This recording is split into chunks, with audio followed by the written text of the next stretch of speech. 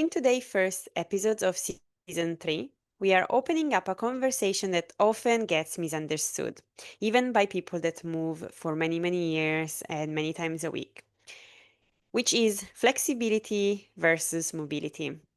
They are not the same thing, but they do deeply influence each other. And as a yoga teacher, what I hear all of the time is these two terms used interchangeably.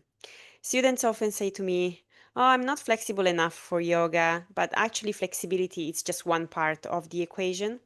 What many people are actually looking for, it's mobility. You don't need to be flexible, you just need to be willing to explore different range of motion and build control over your body. That's what yoga practice for me is. But I think, Beth, we should start from the beginning. So, can you explain to our listeners what is flexibility, what is mobility, and why are they different? Absolutely. Uh, the flexibility and mobility are often used interchangeably, but there is a difference, and the difference is between active and passive. So when we say flexibility is often referring to something that's quite passive. It's kind of like the ability for the muscles and the connective tissue around to stretch. But whereas mobility is the actively using your muscles freely through like the full range of motion. Some people who are like naturally like born flexible, I suppose they say, they might have a huge passive range of motion, but that doesn't means they are strong and mobile because all the movements coming from not really engaging and just kind of like sitting in the joints that's relatively lax and relatively loose.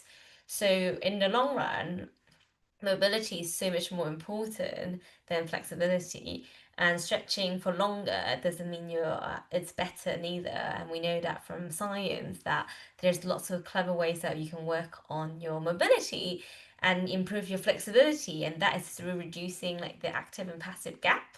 So if I say active is how you can move your body with like strong and controlled with like against gravity, and where passive is just kind of relax and lengthen your muscles and joint that area. If I can push your leg up or your shoulder up to a certain range, but you can't hold it there yourself, that means you kind of have this huge active and passive gap, which you can imagine might increase risk of injury.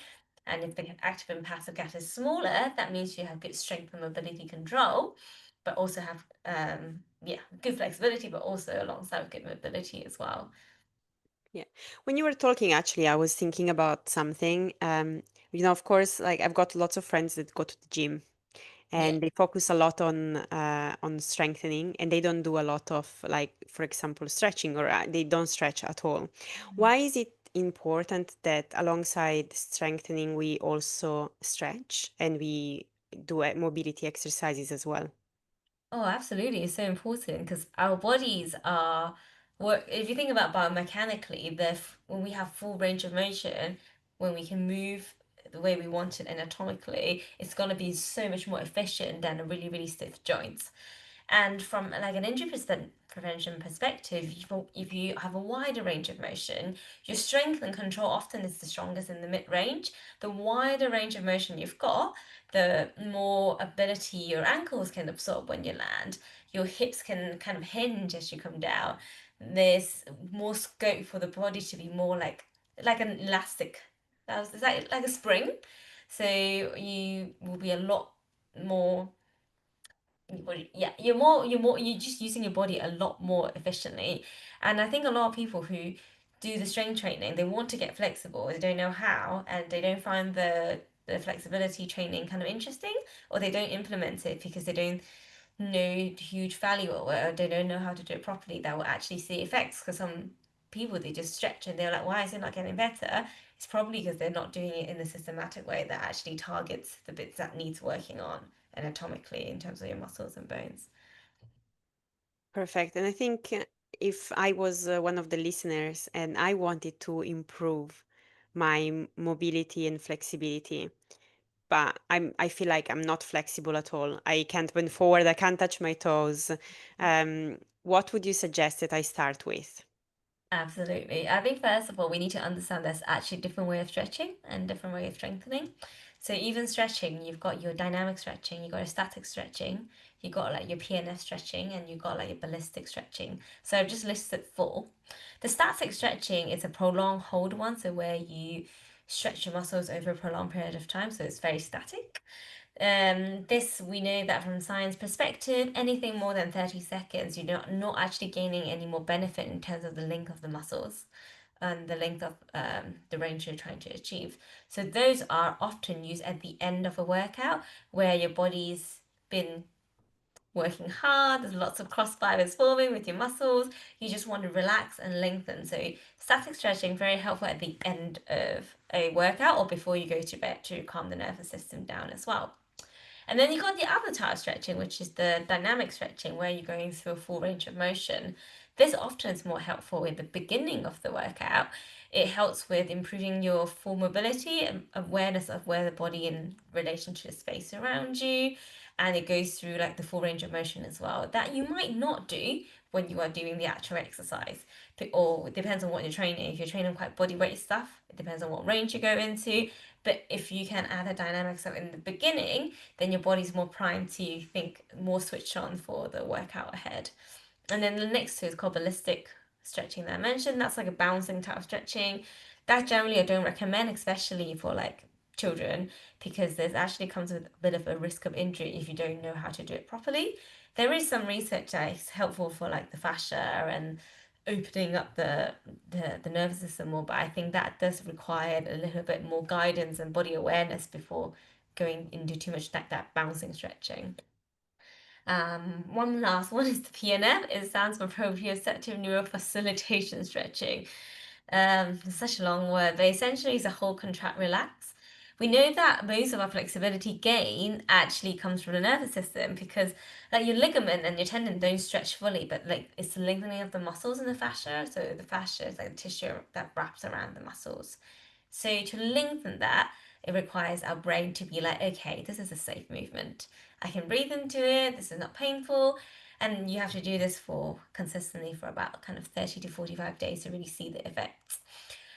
So with the PNF stretching, where you like squeeze and hold your muscles to as hard as you can and then relax, it just tricks the nervous system to reset. So every time you lengthens or like you come out of it, you seem to be able to go a bit more, which helps with progressing your mobility and flexibility as well. So yeah, it's really helpful to just knowing the types of flexibility ways and mobility ways to train it and how you and when you would use it as well. It's great, and I think sometimes we see this in the acro community, in Mm, particular when a base starts and their hamstring, they're not very flexible and they're really struggling to keep their legs like 90 degree. yeah, Then actually with stretching in with the support of a person being there, it's actually helping them to become more support. flexible. Yeah. So yeah, that's really interesting to see and put it back into perspective. Yeah, Like, because body responds to load and weight as well, right? yeah. So your body's so used to just having your own body weight, it doesn't quite fire up the nervous system to push into that bit of extra range. So going back to mobility training, that's why it's helpful to actually use some weight sometimes to explore how the body might feel like when you got additional different change in pressure, and it also give yeah, just give you another way to play with your movement. Yeah. I think it's something that I come across quite often when teaching yoga. And I think, as you know, I teach mostly pregnancy yoga at this space and time. And like when women get towards the end of their pregnancy, they produce an hormone that it's called relaxin, which naturally makes them more flexible. So I get a lot of women that when they are at the end of their pregnancy, they're like, oh my God, I'm so flexible. But I always tell them, like, you also need to be really careful because you're going past what you normally can do and you can get injured. So we work Mm. a lot on strengthening the muscle around those joints that become more lax. But in general, when I also teach yoga to non-pregnant people, you can see generally, I guess yoga attracts a lot of people that are naturally flexible, maybe. And acro and circus and all the dancers and all this performance world, they seem to Yeah. attract naturally quite bendy people, but not necessarily like really strong. Mobile, yeah, or Mobile. mobile, because it's very different. Like you might be able to do a split, but then you might not be able to do some specific mobility training exercises. And one of the things that I see the most, and it's something that it's a yoga asana that you get to do a lot when you are in a yoga class. It's a forward fold. And what I see, it's if you are very flexible, you easily reach your toes or the floor, but a lot of people don't really think about engaging the muscle to go down slowly and to use the strength to lower themselves down. They just go and flop, which is something that sometimes I also do myself because, we have so many things to think about. And then the same when you're coming up.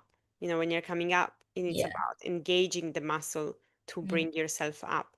And that's what mobility is. It's not simply just stretching. I think there is a difference in it's an add-on to be like, okay, we are stretching to that point, but we are doing it with intention. I think like Mm. that's my way of Yeah. seeing what mobility is. Yeah. Um, And and yeah.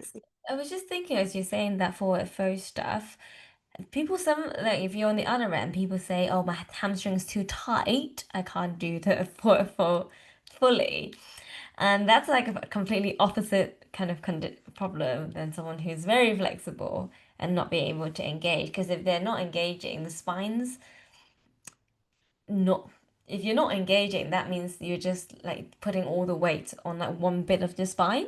But if you can like roll up and think about the back lengthening, the deep stabilizer working, pressing down with your feet, utilizing your hamstring, and then suddenly instead of the weight loading onto your lower back area, the weight is evenly distributed in the body.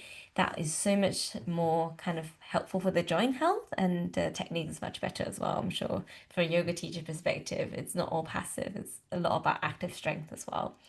Yeah, that's correct. And I think the other thing that came to mind when you were talking, it's about we live in a society where most of us sit for Yeah, many, many tight hip hours. flexors. Yeah. So, the most of the people I talk with, they have some kind of lower back Mm, pain and or, being uncomfortable.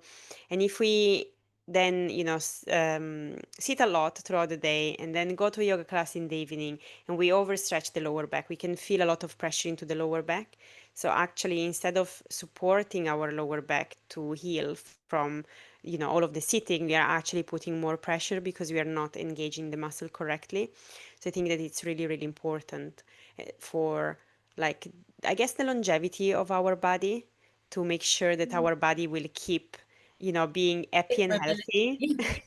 through mobility as we get old.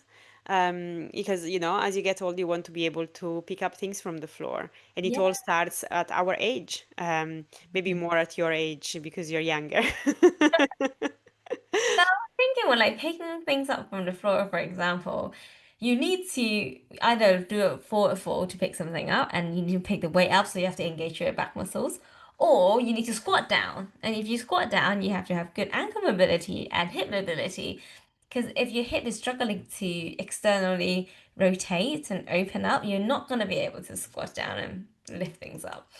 So mobility is really important. It feeds into our everyday life as well, and more than we think. If you're active, then even more so. I have another question for you, which is likely unrelated to this, but it's again a question that I get asked quite a lot. And it's like, how do I get to do a split? And a Yeah. split, it's It an feels like exercise so that many people requires, dream goal is just get a yeah, split.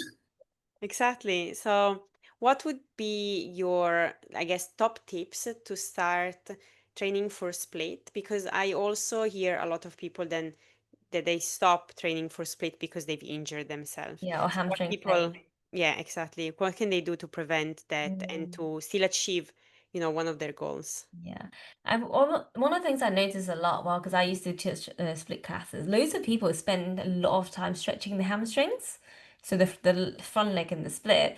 What they didn't realize, what I see a lot of the time, is actually the back leg that needs a little bit more work. So when we go into split, we have one leg in front and one leg behind. So talking about front split, for example, the leg in front will require hamstring length to be able to go towards the floor. And if you are the type of person that you can touch the floor in a forward fold, you're kind of halfway there because you've got more than 90 degrees. And then what's missing is the pelvis of the movement of the pelvis and the extension of the spine.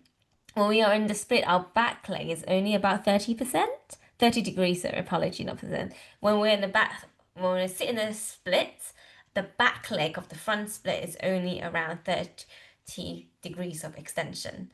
I would need an anatomy figure there. So you're if you watch the video, then you can see my hands moving. But essentially, because the hip is a ball and socket joint, and there's only so far that back leg can go in the extension. So the rest of the split, the extension part, actually comes from your spine. So if you have a more mobile spine with good mobility, that actually helps your split. So when I do split training, I don't just target on hamstrings flex. I also do a lot of spinal opening, especially the lower back area, and think about opening the hip flexors as well, because that it's what's going to stop you from getting that back leg kind of out to the hip flexor, a bit of quads, but mainly the back of the spine. My other top tip. Have you got any questions before I go into the next top tip? No, no, no. I think that that's really interesting because I never thought about the back, Yeah. actually. So Yeah, that's really everyone just interesting point. just stretch so much to the front, and I'm like, the Yeah, back is also really the key for why you're not getting your legs down yeah. into the splits. And of course, you can strengthen like your the opposite muscle group, but I found it is around like learning how to feel safe in that position because so many people get a lot of pain when they are stretching into a split. So there are different ways you can do that. You can stack like cushions or using yoga blocks to get yourself a little bit kind of closer to the contact area of the stretch. That will give your body feel safer. That means you're more likely to relax into the stretch. And every time you stretch, it shouldn't be painful at all. If it's painful, you're teaching the nervous system to tighten. So out of 10, 10's worth pain, you should just be like a 2 or 3, like a discomfort feeling. Um, the next bit that I'm going to say is like slightly more controversial. The researchers say it's about 30 seconds of hold to have the more kind of beneficial effects, and you want to be stretching a muscle group about 5 minutes, 5 minutes each week for the maximum benefit of it. Saying that we are like a bit everyone's a bit is on a bit of a spectrum, so if you're more of a bendy type of person you probably don't need to hold it for more than 30 seconds, but if you are a stiffer person you might need to hold it for 30 seconds or even 60 seconds just so your body can relax into it. So using your breath is really helpful. Think about breathing out slower as you lengthen into the stretch. If you know your anatomy really well, like maybe like me, a bit of a nerd, then you can think about, okay, if my hip flexor's tight and my back's tight, I can actually systematically do this. I can think about if I need 5 minutes of stretch of my hip flexors in a week, then I can kind of think, okay, if Monday to Friday, I do one evening, 30 second stretch of a hip flexor twice, and I do it on the other side, and I do it for 5 days a week. And I do it for a month. I'm sure my hip flexors are gonna be more mobile just by being consistent with the training program as well. So that's what the research said in terms of really nitty gritty of the numbers, but general principles. It's giving yourself a bit of structure, just be really consistent and using our breathing to slow down our body tension and allow our body to lengthen. Thank you. That was very helpful and very insightful for me as well. Is there anything that you think it's really important around flexibility and mobility that we haven't talked about it yet? I think one other thing that had to come to my mind is about hypermobility because loads of people who are super bendy are naturally bendy without even trying. They could be on the hypermobile spectrum without realizing. I know this episode is not about hypermobility. We have another episode in the past about this, so you should go check it if you haven't listened to a hypermobile episode. But if you're hypermobile, I just need to really emphasize on the importance of mobility training and end of range training and body awareness and strength training because that's the only thing that will bulletproof your body in the long run. Otherwise, you're going to get a bit of more chances of subluxation, more chances of like injuring your ligament, your tendon, and also micro trauma to the joint as well, which it's not a nice thing to do. So that's That's the only thing. If you're naturally very flexible, make sure you work on the end of brain strength.